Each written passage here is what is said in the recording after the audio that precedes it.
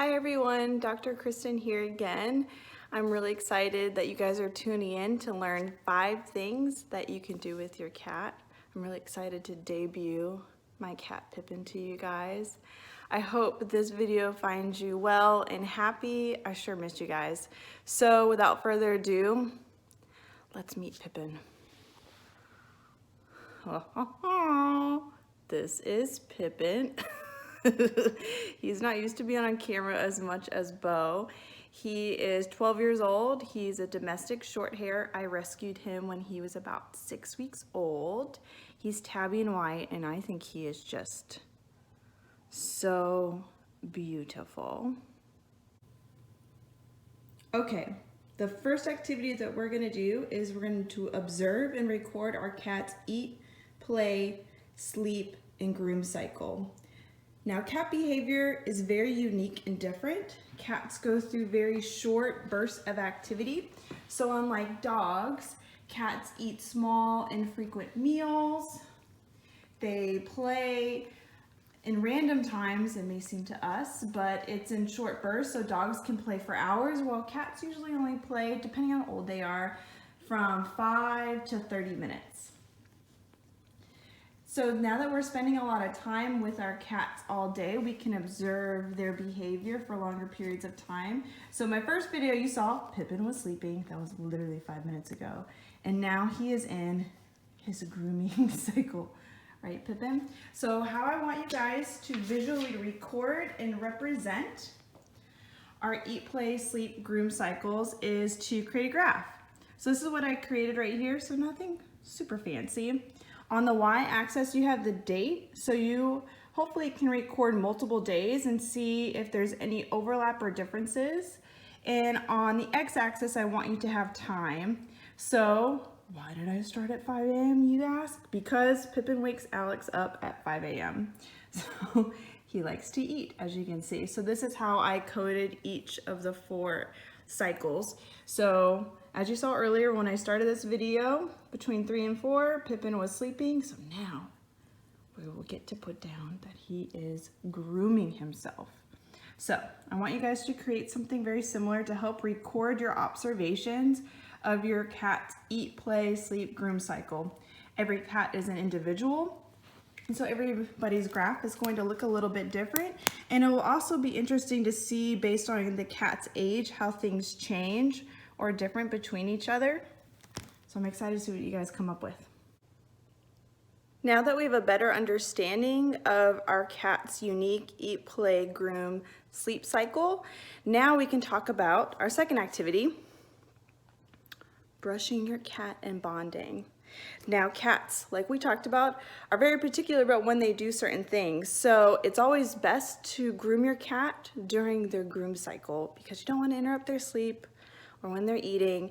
And sometimes people that try to brush their cat when they're in the play cycle, it can get a little bit too rough and a little overstimulated. So to have a really positive bonding experience with your cat, why don't you try grooming them when they want to be groomed? So you just saw that Pippin was grooming himself. Let's see what he wants. Hey Pip, do you want me to groom you with your brush? Oh yeah. Now, did you know that cats show affection by grooming each other? So grooming your pet is showing them that you care. Do you guys know what kind of brush this is? I'll give you points if you can write this in the comments. What kind of brush? But yeah, spending time with your cat. Look at you, Pippin. Oh, cats really love to be brushed on their face, like right here. As you can see, he's kind of leaning into it. Oh. It's also a really great time to just check, see how they're feeling. Oh, look at this Pippin. I'm doing it one-handed. Wow.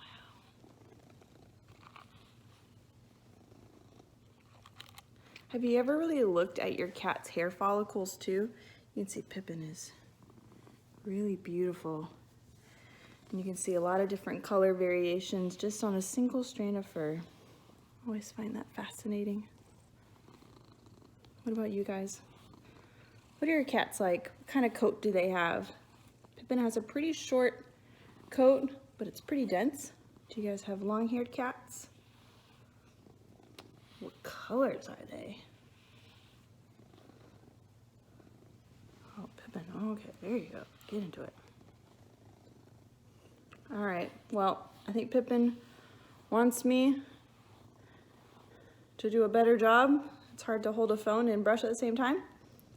So I will keep going and brushing Pippin since he seems to be enjoying this. For our third activity, I hope you guys can read a book to your cat. Our pets love when we can spend really great quality time with them and reading a book.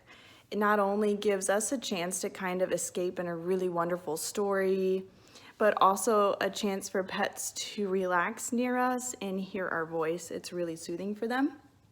And I told you, Pippin, his name is Pippin.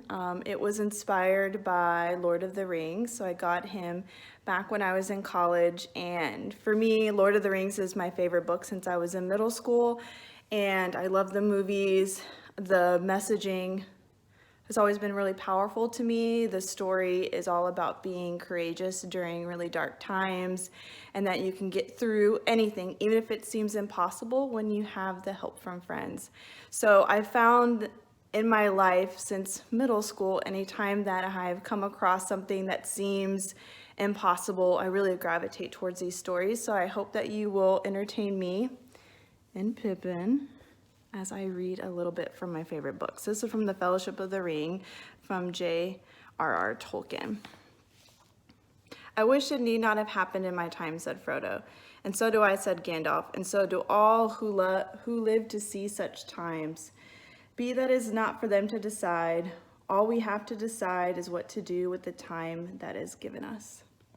So, I hope you enjoyed listening. I hope Pippin enjoyed listening. I think he did. He's pretty content and enjoying being the star of the show. Okay, as you can see, Pippin is active now. Come here, Pippin. Come on, come be with me. Come be with me. Come on, I have something to show you.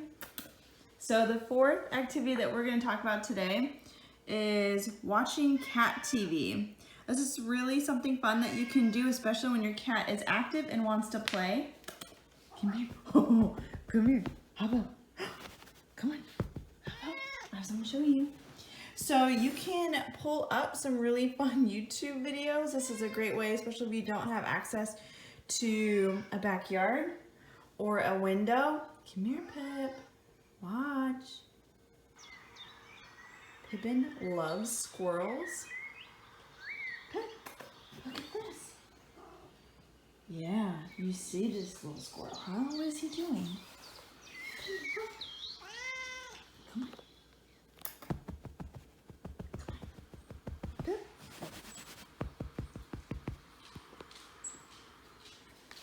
There are a bunch of different kinds of cat TV videos that you can choose from.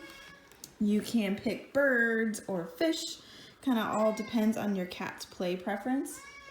Now the dog wants to get involved. Bo, you want to watch cat TV with me? But you're not a kitty cat. So this may be a fun activity you can do with all your pets. Okay, now on to our fifth activity. Pippin is excited about this one. Today, we are going to calculate the carbohydrate content in our cat's food. He's excited. So this is Pippin's food right here. As you can see, it is a prescription diet. About 4 years ago, Pippin had a really bad, life-threatening bladder infection. Luckily, he is, as you can see, with us alive and well. He also had a weight problem. He weighed 18 pounds almost about 4 years ago, and he is now down to a fit and trim 12 pounds. Right, Pippin? Look at you. Okay, so I want you to get out your cat's food bag and try to find the guaranteed analysis. It may take you a little while to figure out where it is. Aha, here it is. So these are all the ingredients in this prescription diet for Pippin. And as you can see here, these are the guaranteed analysis. So cats are obligate carnivores, meaning that they don't need carbs as much as omnivore animals. But still, it is good to know how much carbs are in our cat's food. So in order to do that, what I like to do is to write down all of the guaranteed analysis. So the crude protein, crude fat, fiber, moisture is really important. This should be pretty low, especially if it's a dry cat food. And ash. Ash is a collective term, meaning that it's nothing that's organic materials. Mostly this accounts for minerals that are found in our cat's diet. So as you know, percentages should equal up to 100%. So in order to find the hidden carbohydrate content, what you need to do is to do a brief calculation.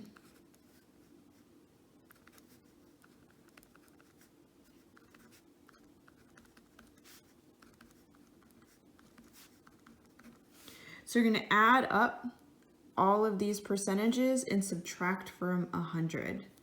And if I can do my math correctly. So this is the amount